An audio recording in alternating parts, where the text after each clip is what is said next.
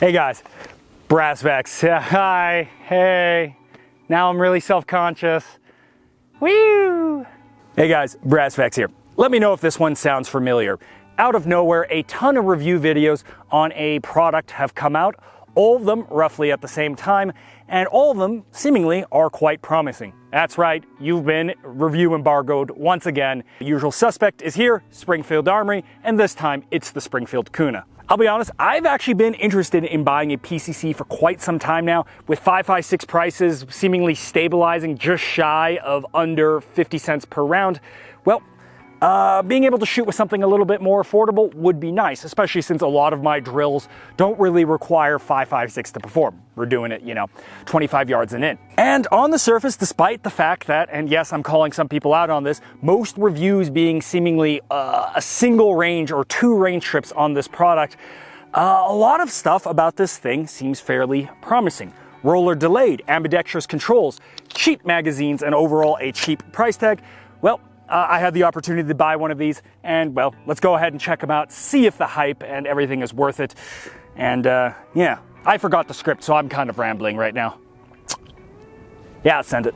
Another Brassvex video, another sponsorship. As the name implies, Venture Surplus sells new products. A new brand they recently got in stock is the Snug Pack stuff. I've been using Snug Pack stuff easily for about 5 years now. I have their Stratosphere tent and 2 different bags, one ultra cold weather one and one for a sort of late fall, early spring type thing. And they've been serving me quite well, being fairly durable, fairly small for the class, and they're also come in colors that aren't bright neon. I do want to try one of their tarp shelter setups, as those pack down even smaller than my one-man condom tent, while actually having room for myself and a dog. Anyway, go check them out. Thank you, Venture Surplus. Also, I'm not sure on the timing on this, but there's a very high chance that if you go to the Nova Group right now, you can see the gang devour 6 MREs in a single sitting as we try every single MRE flavor. All right, let's quickly go over all the different features of this thing. We'll thunder run this because you've probably seen it a million times before. Oh, thanks, babe. Nothing like a bush latte. Okay, so as you get it from the factory, so to speak, most configurations are not going to have a stock and or brace attachment, but it's your typical newer style with 1913 rail on the back, and then you attach whatever crappy ass brace system you have. QD swivels right here, and well, right here only. There's no other attachment points unless you attach something else, which you may decide to do, but that's either here or there. Full length 1913 rail on top, though it is impeded upon quite heavily by these 2 flip up sights.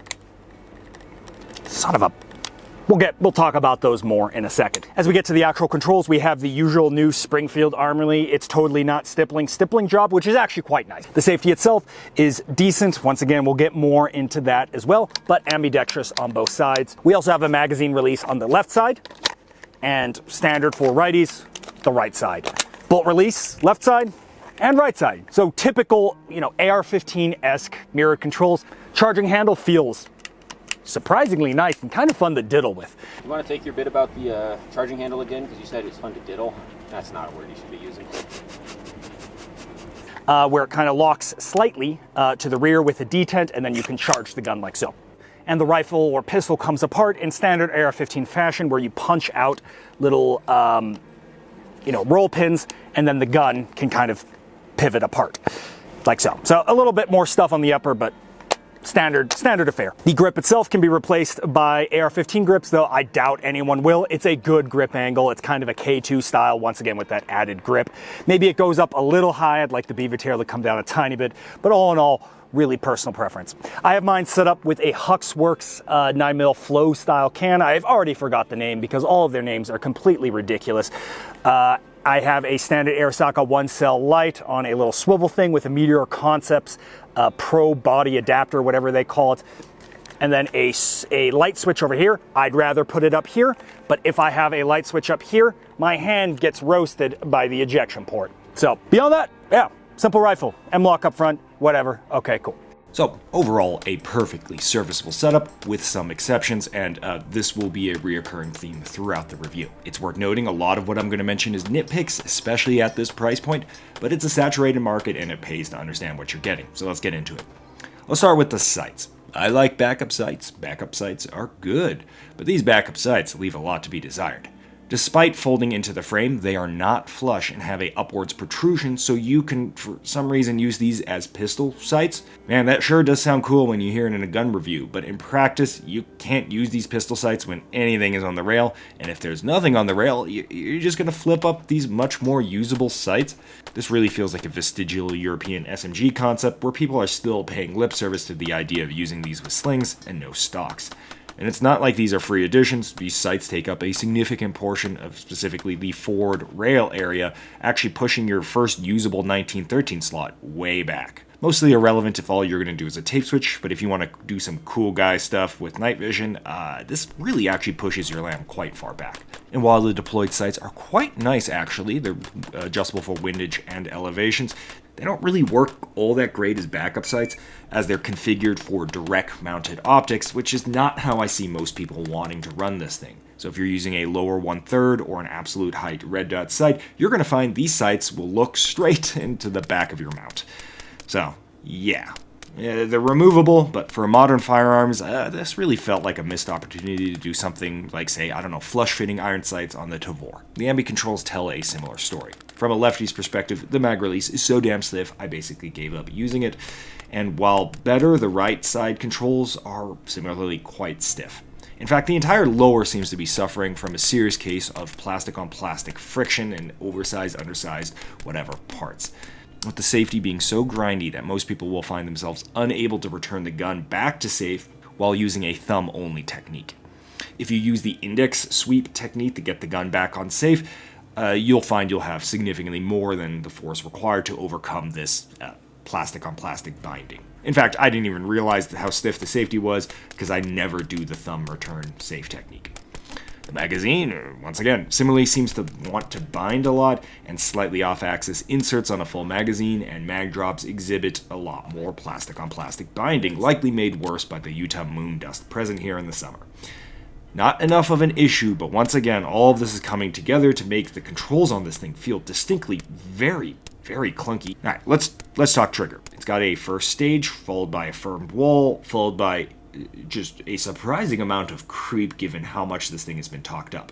And then it breaks with a fairly light pull. Let's touch on reliability, because it's Springfield, and Springfield has this really consistent reputation of having a inconsistent reputation with reliability.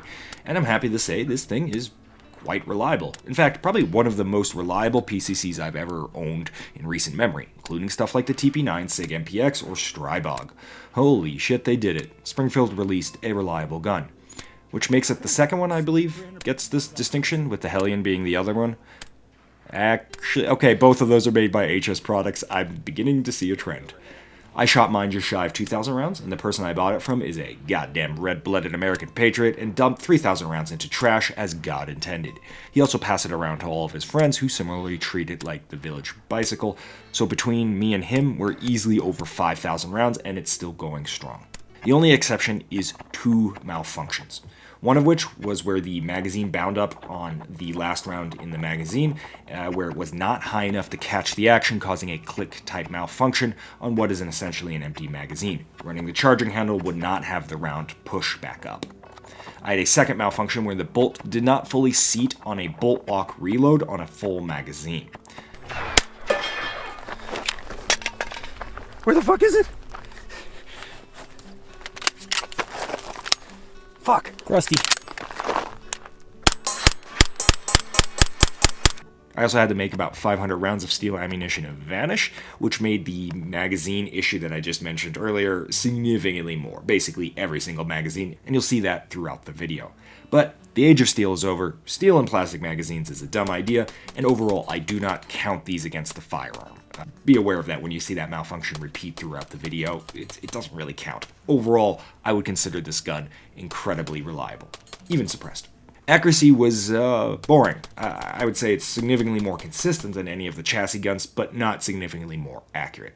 So, yeah, I mean, you can see it right here. Generic PCC accuracy.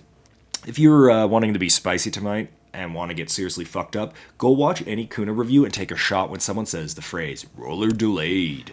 I think a lot of people get excited when hearing the phrase roller delayed. So much so that it's become sort of a marketing term. After all, roller delayed is in the MP5, and the MP5 shoots pretty damn good. And this is okay. I had a brake on it for about half the review, and then midway through I switched to a suppressor. With a brake, I found it somewhere in between a generic blowback 9mm and an MP5. So still very obviously roller delayed, but a little harsher in how it kind of recoiled, if that makes sense. It's kind of violent. Weird.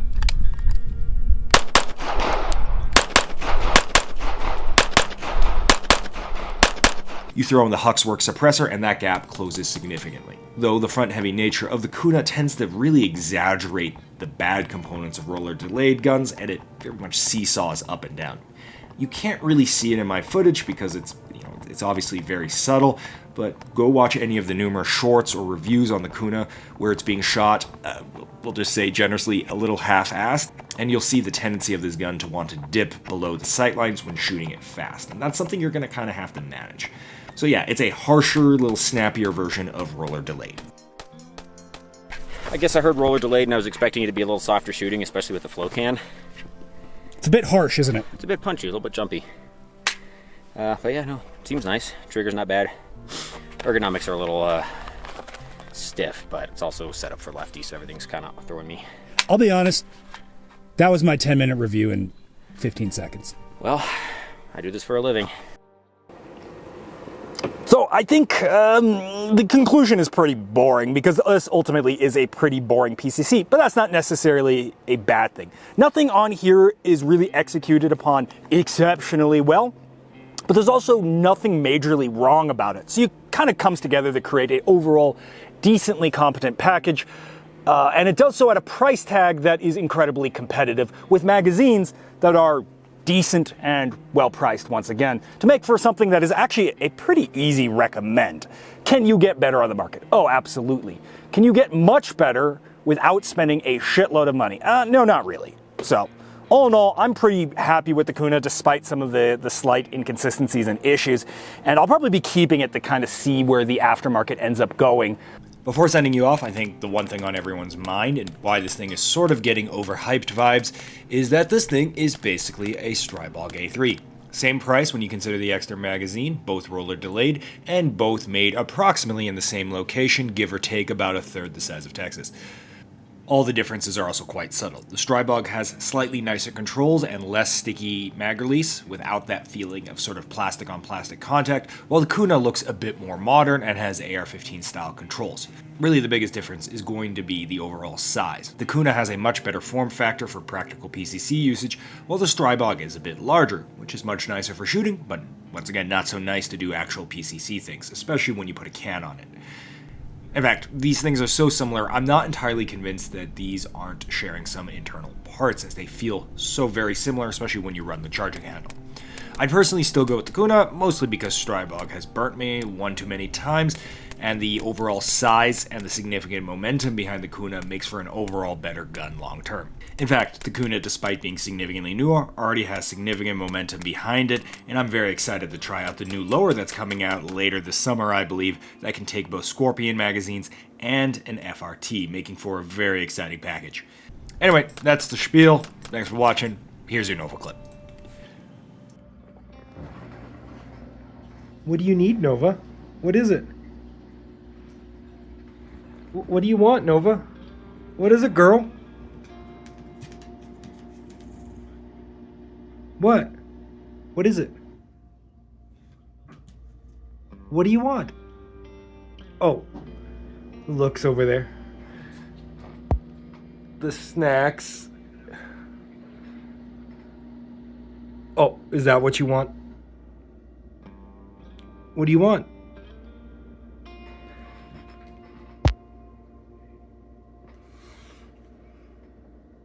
What? Are you frustrated with me?